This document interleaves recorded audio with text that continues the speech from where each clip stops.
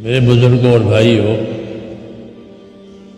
اللہ تعالیٰ نے اس امت میں بہت صلاحیت رکھی ہے۔ ایک ایک امتی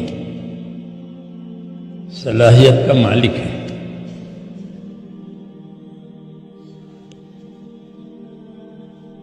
نبی یہ چاہتے ہیں کہ ان کی صلاحیتیں جو ہیں امت کی صلاحیتیں حق پر لگیں۔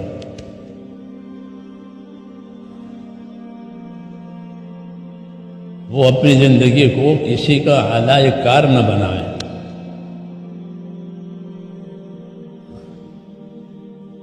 کیونکہ جب آدمی اپنی زندگی کو مقصد پر نہیں لگائے گا وہ کسی کا اعلی کار بنے گا یا اپنے نفس کا غلام بنے گا، اپنی خواہش کے تابع ہوگا۔ اس لیے اپنی صلاحیتوں کو امانت سمجھنا ہے۔ اللہ نے ایسا ہی بنایا ہے آدمی کو۔ ایک ایک آدمی ایک دنیا ہے، یہ کہتے ہیں دنیا میں کیا نہیں ہے، ایسے ایک ایک آدمی ایک ایک دنیا ہے۔ اتنی طاقت اللہ نے اس میں رکھی ہے، اور یہ طاقت ساری کی ساری مقصد پر لگنے کے لیے ہے۔ بہت طاقت دی ہے۔ پیدا تو یہ کیا کہ ہم نے انسان کو کمزور پیدا کیا، کمزور ہے، اس کی بناوٹ میں یہ کمزور ہے، لیکن اس میں صلاحیت اتنی ہے کہ یہ فرشتوں سے بھی آگے جائے گا۔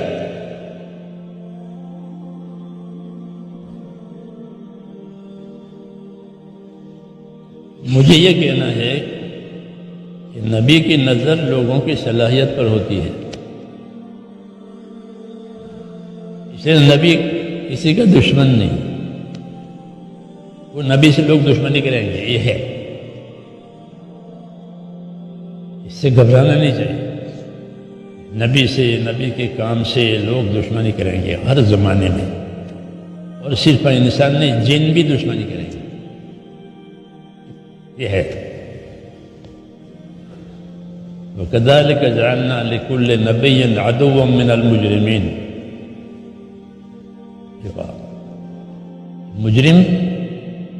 مجرم لوگ جنوں کے، انسانوں کے،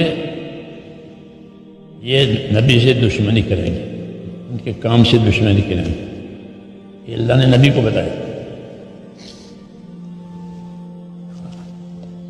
اس لیے دین کے کام سے مخالفت، دین کے کام میں رکاوٹ آنا یہ کوئی نئی بات نہیں ہے، چلی آ رہی ہے، چلی آ رہی ہے۔ بچپن میں حضور صلی اللہ علیہ وسلم تھے تب آپ کو لوگ قتل کرنے کا سوچ رہے تھے، کیونکہ ان کو معلوم تھا پہلی کتابوں سے کہ یہ بچہ ہے، اگر یہ نبی بنے گا، یہ لکھا ہے۔ تو بچپن سے آپ کو مار ڈالنے پر لوگ پیترے رچتے تھے۔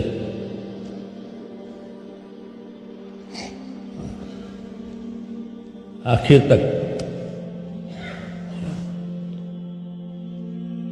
تک یہی رہا، آپ کو زہر دیا، آپ پر جادو کیا، اعلیٰ قسم کا زہر دیا تھا۔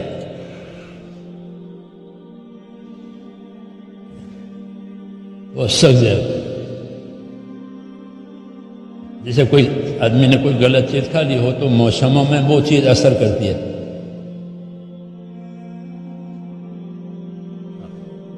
ایسے وہ زہر موسموں میں اثر کرتا تھا، جو خیبر میں آپ کو دیا تھا۔ ہر سال ایسے زہر تھا، وہ یہ جادو کیا تھا، وہ بھی اعلیٰ قسم کا تھا، رقم دی تھی جادو والے کو، 3 دینار دیے تھے۔ سونے کے، وہ جادو بھی بہت تیز تھا، 6 مہینے تک رہا اس کا اثر۔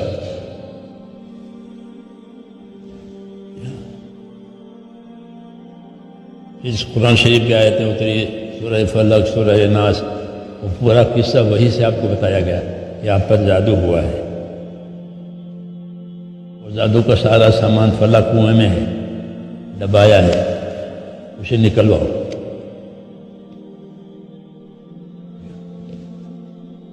یہ میں اس لیے کہہ رہا کہ یہ چیز پرانی ہے۔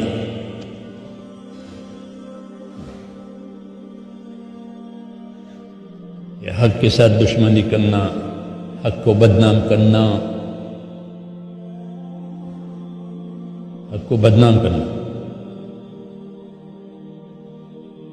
حالانکہ یہ دین حق ہے، سچا ہے، کتاب سچی، اللہ سچا، رسول سچا، سب سچا، پھر بھی کیچڑ اڑانا۔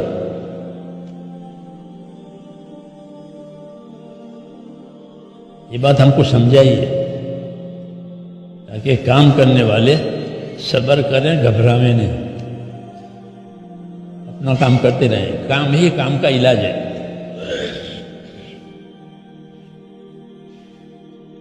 کام کا علاج کام چھوڑنا کام کا علاج نہیں، کام ہی کام کا علاج ہے۔ کہ کام کریں گے تو علاج ہو جائے گا، کام کا علاج ہے۔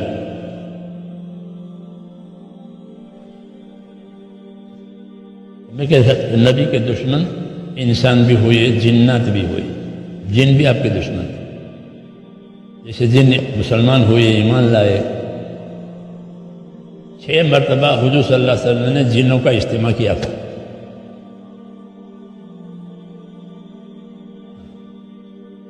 ان کے مجمع میں جا کر کے ان کو تبلیغ کی ہے، اسے 6 مرتبہ ہوا، کیونکہ آپ جنوں کے لیے بھیجے گئے ہیں اور انسانوں کے لیے بھی بھیجے گئے ہیں، اس لیے جن ایمان لائے تھے، اپنے مسائل بھی لاتے تھے حضور کے پاس، جیسے آپ لوگ مسائل لاتے ہیں، بھائی یہ ہو گیا کیا کریں، ہوتا ہے نا، اپنے بڑوں کے پاس مسائل لے جاتے ہیں، بھائی یہ مسئلے ہیں، اس کے بارے میں بتائیے ہم کیا کریں، وہ بھی لاتے تھے۔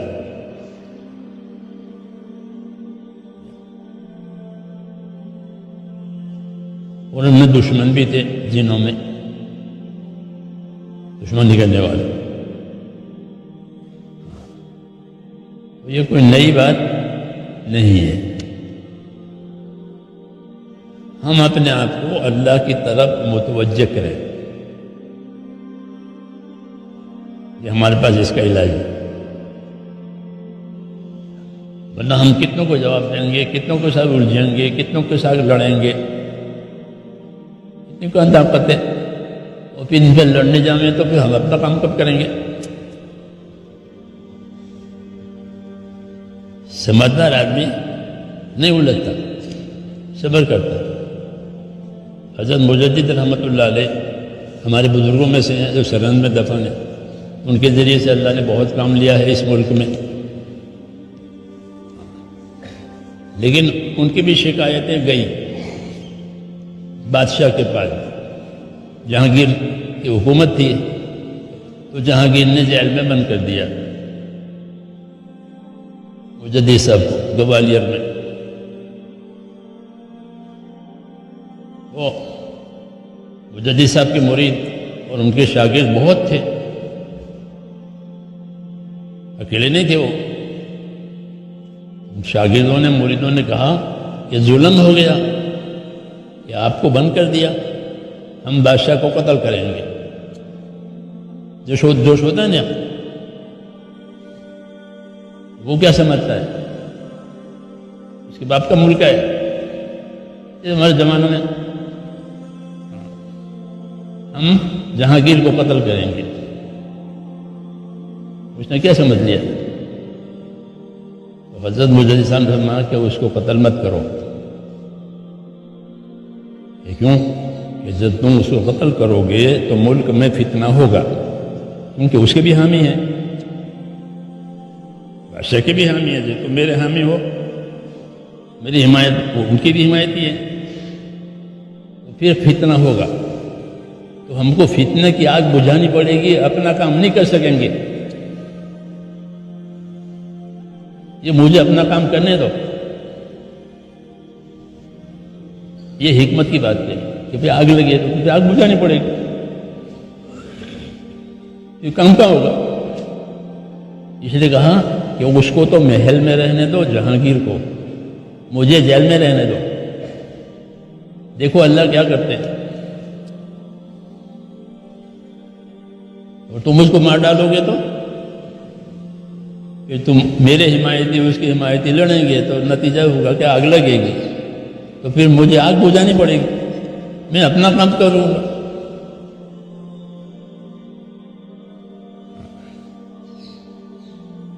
ایسے یہ فتنوں کے زمانے میں فتنے کھڑے ہوتے ہیں،